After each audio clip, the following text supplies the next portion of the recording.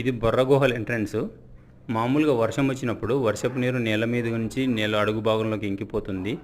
అలా ఇంకిపోయిన వాటరు నేల అడుగు భాగంలో ఉన్న చిన్న చిన్న పొరల ద్వారా ప్రవహించి అక్కడున్న భూగర్భ జలాల్లో కలిసిపోతుంది. లేదంటే ఇంకా పెద్ద పెద్ద పొరలు ఉంటే ఆ పొరల ద్వారా బయటికి ప్రవహించేసి అక్కడున్న నదులలో కలిసిపోతుంది అనమాట. ఇది నీళ్లు ఒకసారి నేల మీద చేరి నేల అడుగు భాగంలోంచి బయటికి వెళ్ళే విధానము. ఈ ప్రాసెస్లోనే ఇది గుహల్ని కూడా ఏర్పరుస్తుంది. అది ఎలాగో ఇప్పుడు తెలుసుకుందాము. ఒక సామెత ఉంది, నీరు పల్లానికి ప్రవహించును, ఇంగ్లీష్లో వచ్చేసి water finds its own level అని ఉన్నాయన్నమాట. మామూలుగా భూగర్భ జలంలోకి వెళ్ళిపోయిన తర్వాత నీళ్ళు అక్కడున్న ఒకవేళ నేల అడుగు భాగంలో మట్టి, తర్వాత రాళ్ళు, రకరకాల మిక్చర్గా ఉంటుంది నేల భాగంలో. ఓన్లీ రాళ్ళు ఒకటే ఉండవు. సో అది ఒకవేళ సున్నప్రాయి అయితే వాటర్లో ఉన్న కొన్ని కెమికల్స్ మూలంగా ఆ సున్నప్రాయిని కరిగించి అది ఒక గుహలాగా ఫామ్ చేస్తుంది.